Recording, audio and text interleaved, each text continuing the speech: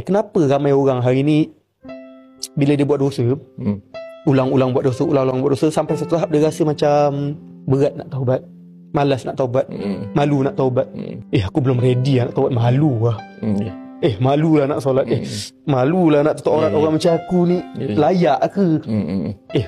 Tak layak lah pergi masjid. Allah pandang ke aku?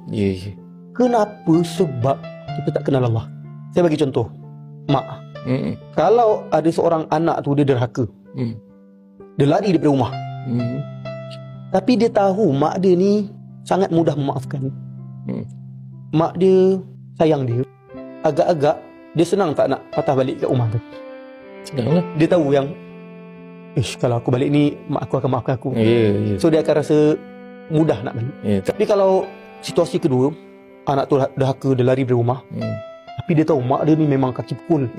Mak dia ni memang panah baran. Kalau dia balik memang mak dia takkan terima dia. Dia takut nak balik tak? Takut lah. Takut. Sama juga hari ni ramai orang, kenapa dia takut nak taubat? Kenapa dia takut nak hijrah?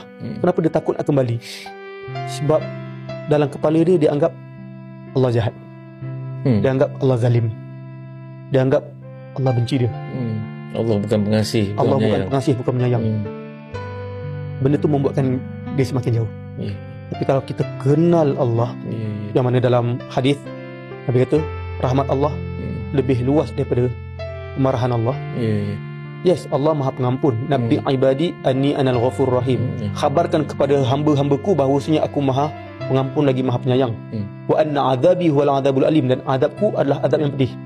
Allah suruh kita bagi tahu dua-dua tu. Betul. Maknanya dia pengasih, penyayang, dia juga boleh murka. Dia boleh murka. Tapi Allah kata rahmat aku lebih luas daripada kemurkaan.